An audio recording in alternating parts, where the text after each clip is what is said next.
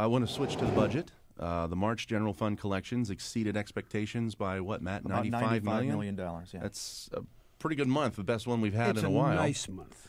A Well, pretty good month would be about, $400 million would be a pretty good month. By comparison in recent history. To what's been going on. Yeah. But, it is 2 straight positive months, though. It's 2 straight positive months. But if you recall last year, we went through the same thing.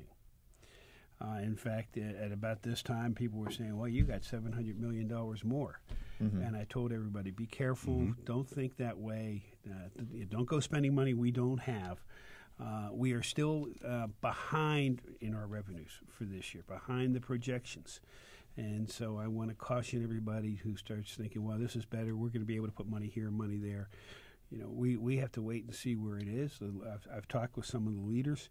I'm hoping that we have a budget done well before the budget date of June the 30th. Yeah, we hope so, too. Yeah. You didn't like that 10 minutes before midnight photo?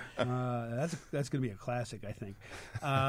But the whole idea is you cannot let 1 or 2 months change your entire viewpoint on this.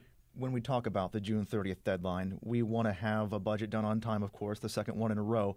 But are we waiting for the last minute to make sure we see the complete revenue picture? Is that why we always seem to be pushing that June 30th mark? Because we want to have the most complete revenue picture we can? Well, let's put it this way. If you talk about the prior administration, I don't think they cared about the June 30th mark. In fact, he said the prior administration, the governor said that. Governor Rendell always said that date means nothing. Okay. I think it means something.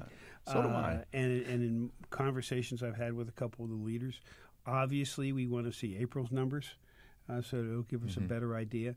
And I would suspect that we probably want to see May's numbers. But right after May's numbers, I think that we'll be able to get down to it pretty quickly.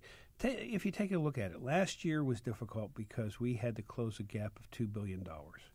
And nobody had ever had to do something like that that's in that building as far as I know of.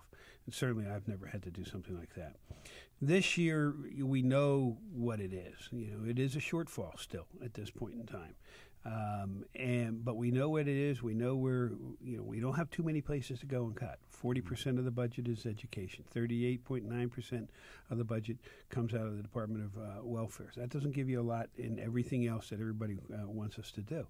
So I think having gotten to know each other last year, I think the legislature understands when I say something, I mean it, and I will stick to it, that, I don't change the rules in the middle of the game, and they can count on me not to change the rules in the middle of the game.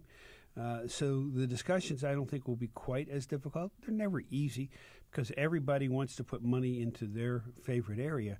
But my question to them all the time is, well, if you want to move money into that area, let's say higher ed, who are you going to take it from? And they never seem to have an answer to that.